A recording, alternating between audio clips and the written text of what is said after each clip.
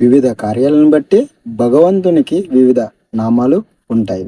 అవి ఏంటన్నది ఇప్పుడు మనం ఈ వీడియో ద్వారాగా తెలుసుకుందాం.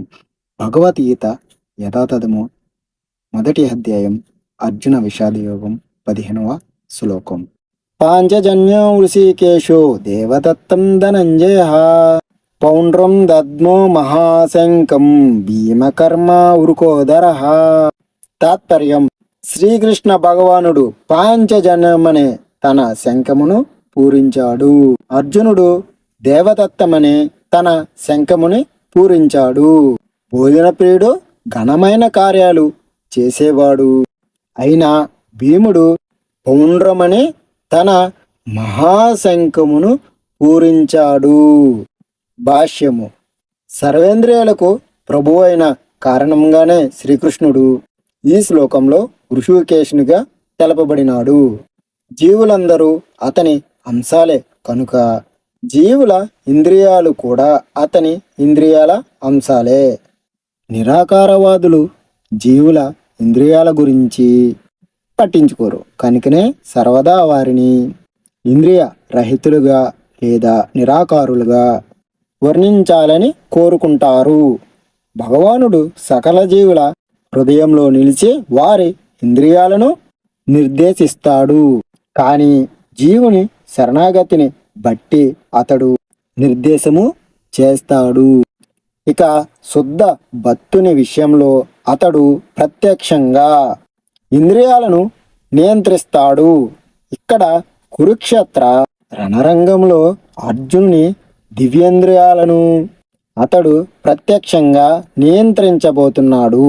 అదేవిధంగా ఋషికేశుడనే ప్రత్యేక నామము వాడబడింది.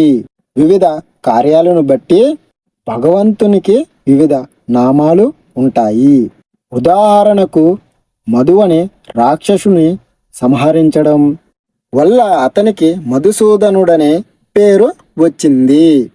గోవుల ఇంద్రియాలకు ఆనందాన్ని ఇస్తాడు గనుక అతని పేరు గోవిందుడు అయింది. వాసుదేవు తనుడై ఆవిర్భవించిన కారణంగా అతని పేరు వాసుదేవుడు అయింది. దేవకీ దేవిని తల్లిగా స్వీకరించిన కారణంగా అతని పేరు దేవకి నందుడు అయింది. బృందావనంలో యశోదకు బాల్య లీలలను చూపిన కారణంగా అతని పేరు యశోద నందనుడు అయింది. తన స్నేహితుడైన అర్జునునికి రథసారథిగా పనిచేసిన కారణంగా అతని పేరు పార్థసారథి అయింది. అదేవిధంగా కురుక్షేత్ర రణరంగంలో అర్జునునికి నిర్దేశము ఇచ్చిన కారణముగా అతని పేరు ఋషికేశుడు అయింది. వివిధ యజ్ఞాల నిర్వహణకు ధనము అవసరమైనప్పుడు దానిని సంపాదించడంలో తన అన్నగారికి సహాయపడిన కారణంగా ఈ శ్లోకంలో అర్జునుడు ధనంజయుడిగా తెలపబడినాడు.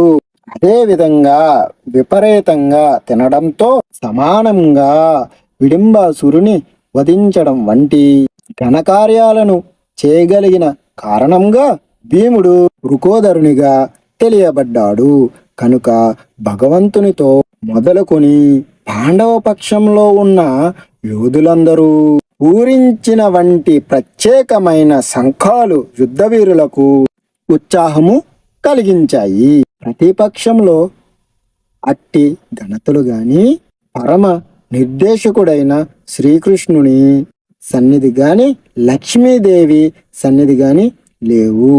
అంటే వారు యుద్ధములో ఓడిపోవడం ముందే నిర్ణయించబడింది. ఈ సందేశమే శంఖాధనుల ద్వారా ప్రకటించబడింది.